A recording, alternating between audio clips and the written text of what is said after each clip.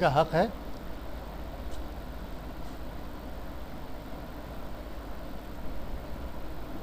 کہنے کا حق حود کو تھا،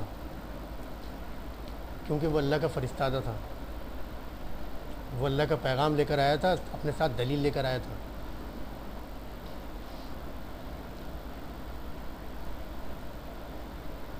اسی لیے حضرت مولانا صدیق دیندار صاحب قبلہ نے فرمایا کہ یہ جو ہندوستان کے بت ہیں انہیں کوئی نہیں گرا سکتا، انہیں وہی گرائے گا جن کے بت بنے گئے ہیں، ان کے کیریکٹر کا جو حامل ہوگا وہی گرا سکتا ہے ان بتوں کو۔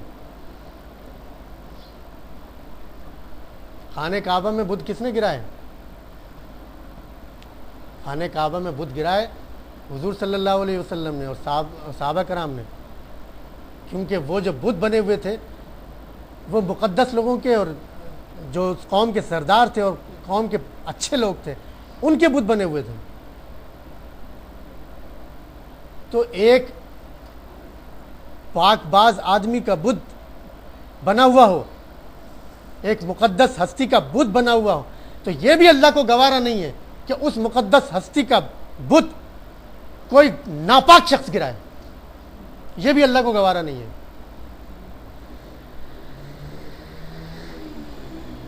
تو ان مقدس ہستیوں کے بتوں کو گرانے کے لیے بھی اللہ تعالیٰ ایسے لوگوں کو پیدا کرتا ہے جو ان بتوں کے کیریکٹر، ان بتوں کے جو مقدس ہستیوں کے کیریکٹر کے حامل ہوتے ہیں۔ جب تک وہ ان مقدس ہستیوں کے کیریکٹر کے، ان مقدس ہستیوں کے کردار کے حامل نہیں ہوں گے، وہ ان بتوں کو گرانے کا حق بھی نہیں رکھتے۔ یہ بھی اللہ تعالیٰ کی غیرت ہے۔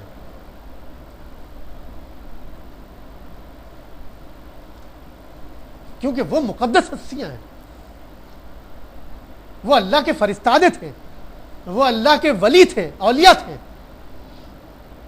اگر کوئی ان کو بت کے طور پر پوچھتا بھی ہے تو کسی ایسے شخص کو کوئی حق نہیں پہنچتا کہ ان کو ان بت پرستی سے چھڑا دے جس کا خود اللہ سے تعلق نہیں، جس کے پاس خود دلیل نہیں ہے۔ وہ دوسرے کو کیا بولے گا کہ بھائی تو کس دلیل کی بنیاد پر اس کو پوچھ رہا ہے؟ تو یہاں اللہ وہی فرماتا ہے، حود علیہ السلام کی زبان سے کہلواتا ہے کہ یہ جو تم جن کی پوجا کرتے ہو یہ محض نام ہے جو تم نے اور تمہارے آبا و اجداد نے بنا لیے ہیں۔ ما نزل اللہ بہا من سلطان، کہ اس کے لیے اللہ نے کوئی تمہارے پاس دلیل نہیں اتاری۔ وہ جس زمانے میں زندہ تھے اس وقت اللہ کا اظہار ان سے ہو رہا تھا۔ اب اس زمانے میں آیا ہوں، مجھ سے اللہ کا اظہار ہو رہا ہے۔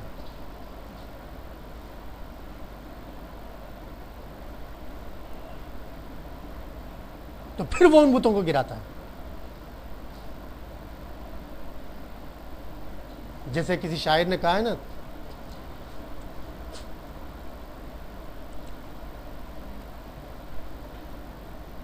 کہ کیا ہے وہ، اے میری تصویر کو غور سے تکنے والے،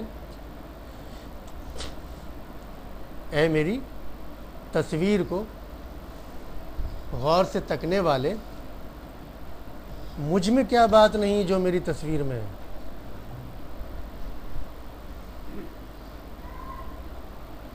تم اس تصویر کو اس لیے تک رہے ہو نا کہ اس میں اللہ ہے، اللہ تھا۔ تم تصویر کو کیوں تک رہے ہو؟ کہ وہاں سے اللہ کا اظہار ہوا تھا، اللہ تھا۔ یہ دیکھو میں آ گیا ہوں۔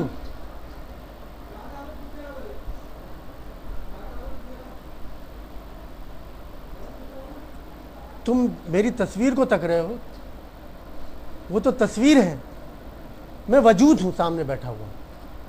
او میری تصویر کو غور سے تکنے والے، مجھ میں کیا بات نہیں جو میری تصویر میں ہے۔ تو ایسا شخص جو یہ دعویٰ کرے کہ جو تصویر میں ہے اس تصویر کے کیریکٹر، اس کے کردار مجھ میں دیکھو،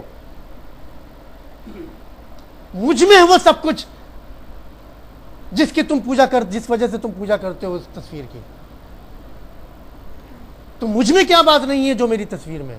تو وہ شخص، اس شخص کو حق ہے کہ وہ اس تصویر کو اٹھا کے پھینک دے، یا اس کو ہٹا دے، یا اس کو پھاڑ دے، ورنہ اور کسی کا حق نہیں ہے۔ اور پھر کیا ہوتا ہے؟ پھر یہ ہوتا ہے کہ جب ہود علیہ السلام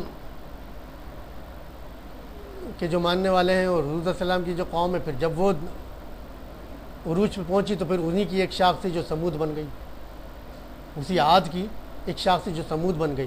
اس کا اگلے رکوع میں اس کا ذکر آ رہا ہے۔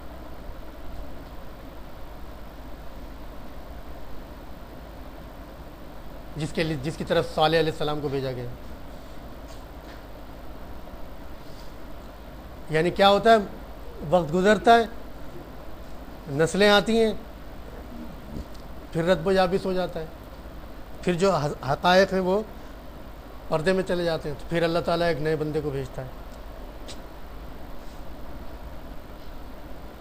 تو یہ سلسلہ ازل سے چلا آ رہا ہے اور ابد تک چلتا رہے گا۔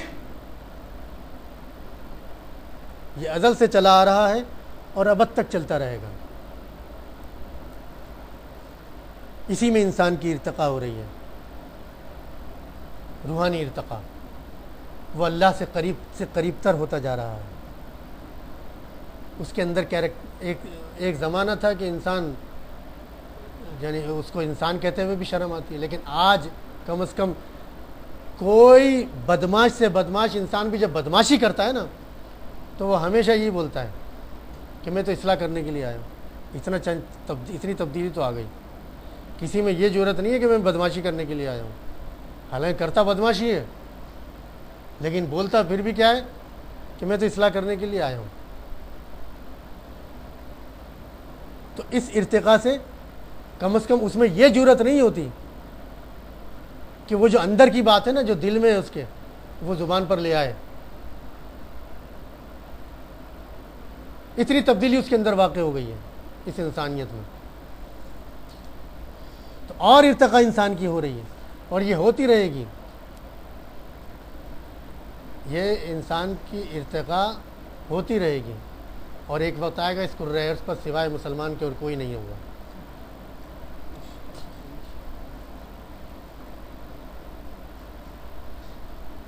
اور پھر اس کے بعد کیا ہوگا وہ اللہ کو معلوم ہے۔ تو یہاں اللہ فرماتا ہے ما نزل اللہ بہا من سلطان فانتظروا انی معکم من المنتظرین، بس انتظار کرو، بے شک میں تمہارے ساتھ ہوں انتظار کرنے والوں میں۔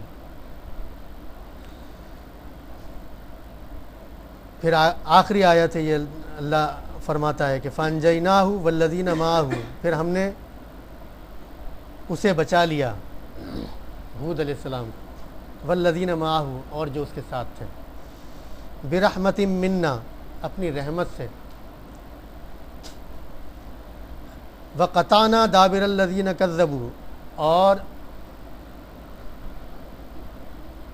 جنہوں نے جھٹلایا، کذبوا آیاتنا، جنہوں نے ہماری آیات کو جھٹلایا، ان کی جڑ ہم نے کاٹ دی، وما کانوا مؤمنین، اور وہ ایمان لانے والے نہیں تھے، مومن بننے والے نہیں تھے۔ یعنی اللہ تباہی کب لے کر آتا ہے؟ جب اس کے مومن بننے کے آثار بالکل ختم ہو جائیں، تو پھر تباہی آتی ہے۔ تو ان پر ایک تیز ہوا کا طوفان آیا تھا ہود علیہ السلام کی قوم پر، جو کہا جاتا ہے کہ 7 دن اور 7 راتوں تک چلتا رہا۔ پھر قرآن کریم میں اس کا ذکر آتا ہے کہ جو ان کی لاشیں تھیں وہ اس طرح پڑی ہوئی تھیں جیسے کٹے ہوئے کھجور کے تنے ہوتے ہیں، اس طرح ان کی لاشیں پڑی ہوئی تھیں زمین پر۔ فاعتبروا یا اولی الابصار۔ بارک اللہ لنا ولکم فی القرآن العظیم ونفعنا وإیاکم بالآیات والذکر الحکیم، انہ تعالی جواد کریم ملک بر رؤوف الرحیم ورب الحلیم۔